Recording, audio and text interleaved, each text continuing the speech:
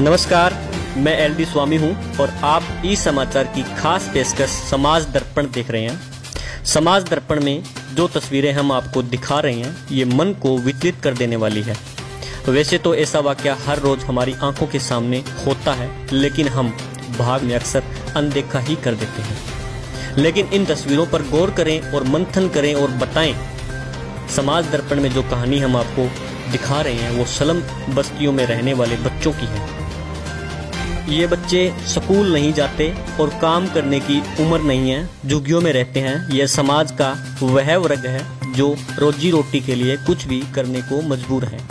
आप तस्वीरों में देख सकते हैं कुछ बच्चे हैं जो अनाज से खाली होकर आ जा रहे ट्रक के पीछे भागते हैं, जान की परवाह किए बिना चलती गाड़ी में लटकते हैं, चढ़ते हैं और बोरियों से चंद दाने जो निकल जाते हैं उनको गाड़ी में चढ़कर इकट्ठा करते हैं और चलती गाड़ी से ही छलांग लगा देते हैं। ऐसे में अनहोनी को नज़रअंदाज नहीं किया जा सकता। बच्चे हादसे के शिकार हो सकते हैं, यहाँ तक कि जान भी जा सकती है। अगर हादसा हो भी जाता है तो इसका जिम्मेदार कौन होगा? वो अबोध बच्चे या उनके माता पिता या कोई और? इस पर अपने विचार दें, मंथन करें और क्या होना चाहिए क्या नहीं होना चाहिए इस बारे में भी बताएं। ऐसे बहुत सारे सवाल हैं जो हमें सोचने पर मजबूर कर देते हैं। क्या यह अपराध है? अगर अपराध है तो इसका असली जिम्मेदार कौन है? इसका क्या करना चाहिए? कैसे रोका जाए, समझाया जाए या माता पिता को जागरूक किया जाए? क्या ये बच्चे मजबूरी में ऐसा करते हैं या नशे के आदी हो गए हैं? बच्चे अनजाने में ही सही, क्या ये प्रत्यक्ष रूप से अपराध का प्रशिक्षण ले रहे हैं? जो हो रहा है इसका असली जिम्मेदार किसे ठहराया जाए? इन सभी सवालों को जानने व समझने के लिए हमने कुछ सामाजिक व्यक्तियों व बुद्धिजीवी वर्ग से बातचीत की। उन्होंने क्या कहा, आइए सुनते हैं। आमतौर पर देखा जाता है कि अनाज मंडी से जो ट्रक या ट्रैक्टरों में जो अनाज भरकर गोदामों की तरफ जाते हैं, कुछ बच्चे उनमें लटक कर अनाज गिराते हैं और फिर वो छलांग लगा जाते हैं। ये एक बड़ी आपराधिक टाइप की घटना है।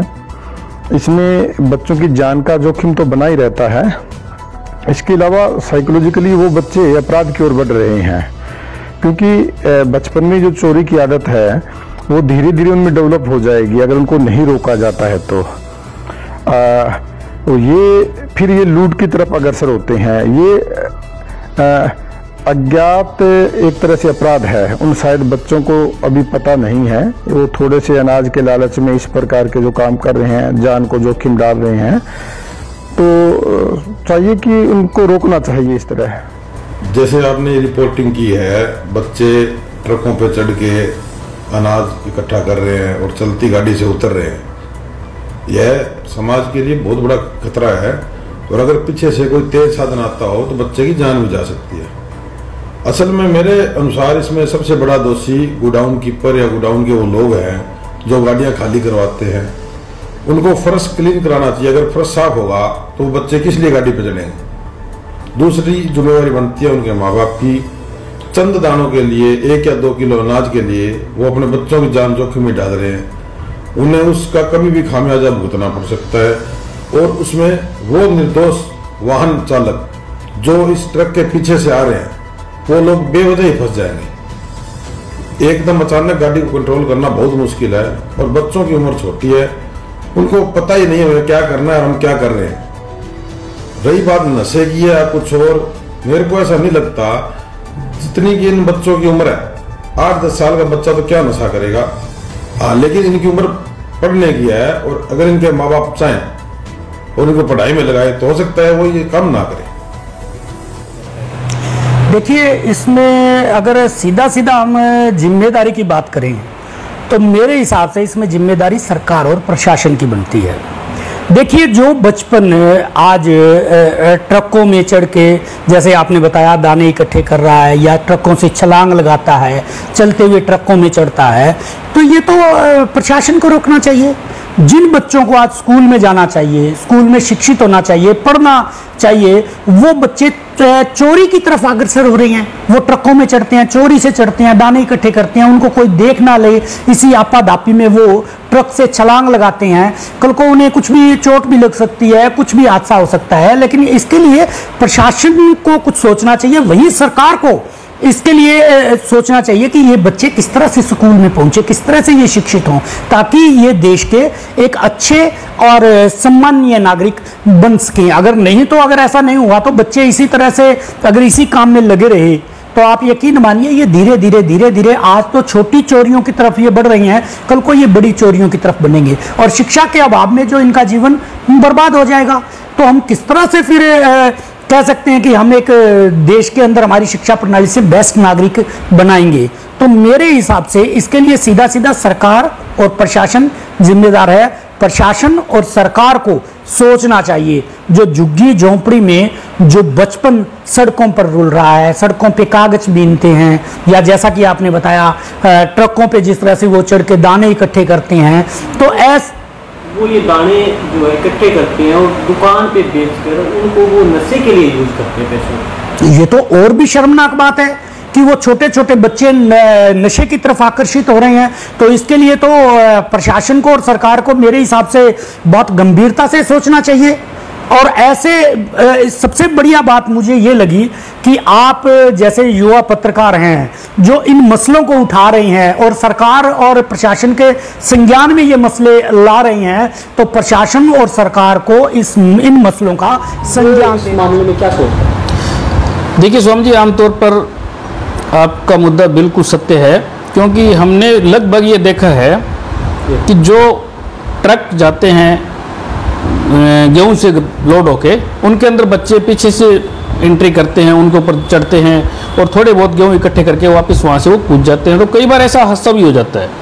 इसके ऊपर हमारी संस्था ने पहले भी काफ़ी काम किया और अब भी आगे भी करेगी। जैसा आपने मुद्दा उठाया है, हम भी अपनी संस्था की तरफ से, अपने संगठन की तरफ से गवर्नमेंट को ये लिखेंगे भी इनकी तरफ खास करके ध्यान दिया जाए, क्योंकि इनके अधिकारों का कहीं ना कहीं हनन हो रहा है। ये जो गरीबी रेखा से नीचे लोग हैं उनके साथ अच्छा बर्ताव नहीं हो रहा है, क्योंकि उन्हें जो गवर्नमेंट की फैसिलिटी जितनी मिलनी चाहिए उतनी उन तक नहीं पहुंच रही है। और एक आम संस्था वहाँ तक क्या कुछ ज़्यादा कुछ नहीं कर सकती संस्था, बट फिर भी हमने हमारी जैसी और संस्थाओं ने भी इसके ऊपर बहुत सा काम किया है। जैसे इन बच्चों को स्कूल के अंदर भेजना, स्कूल के अंदर स्कूलिंग ज्वाइनिंग करानी, पर ये लोग क्या है कुछ दिन वहाँ जाते हैं, उसके बाद में फिर उसी धंधे में लग जाते हैं। हाँ वर्मा जी, एक और बात मैं आपसे पूछूंगा भी, हम जब इन बच्चों की गहराई में हम देखे, जब करीब से देखा, तो ये बच्चे अनाज रोजी रोटी के लिए नहीं, नशा करने के लिए यूज करते हैं। बिल्कुल। ये तो इसके लिए इनके पेरेंट्स को जागरूक करना चाहिए, इन बच्चों को धमकाया जाए, क्या किया जाए? नहीं स्वामी जी, अगर कड़ी दर कड़ी हम जोड़ के चलें तो कहीं ना कहीं इनके पेरेंट्स का इनके अंदर ज़्यादा हाथ है, क्योंकि अगर किसी भी बच्चे को अगर किसी भी बच्चे की परवरिश बढ़िया तरीके से होती है तो वो शायद इस स्टेज तक नहीं पहुंचा है।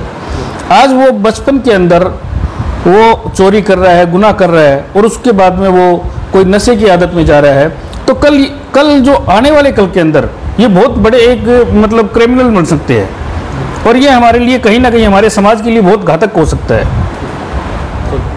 पर आपके क्या विचार हैं? मेरे हिसाब से स्वामी जी, एक गेहूं से लाद के ट्रक मतलब गोदामों तक जो गेहूं छोड़ने जाते हैं, तो जब खाली होकर वापस आते हैं तो छोटी छोटी उम्र के 10, 12, 13, 14 साल के बच्चे चलते ट्रक के अंदर चढ़ते हैं, फिर उससे कुछ गेहूं इकट्ठा करके नीचे चलते ट्रक में से ही उतरते हैं। तो ये एक कोई छोटा मुद्दा नहीं है, बहुत बड़ी बात है ये।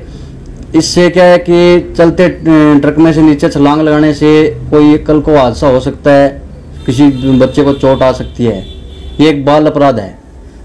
तो इसके ऊपर प्रशासन को पूरी गौर करनी चाहिए, बच्चों के माता पिता को भी गौर करनी चाहिए इस पे भी अपने बच्चे क्या कर रहे हैं। और एक और है, ये बच्चे वो गेहूं इकट्ठा करके बेच के उनसे छोटे बड़े नशे भी करते हैं, जैसे सिगरेट का पीना, गुटखा खाना, और कुछ बच्चे देखे गए हैं तम्बाकू, शराब, इस तरह की। इससे समाज के ऊपर गलत प्रभाव पड़ रहा है। ये बैकवर्ड कैटेगरी से आते हैं बच्चे, इसलिए इनके माता पिता को भी इस पर ध्यान देना चाहिए। और ये मुद्दा आपने अपने ई समाचार के माध्यम से उठाया है, ये एक बहुत अच्छा मुद्दा है और इसके ऊपर प्रशासन को और सामाजिक संस्थाओं को इस पे पूरी तरह से गौर करनी चाहिए। ये एक बहुत ध्यान देने योग्य बात है।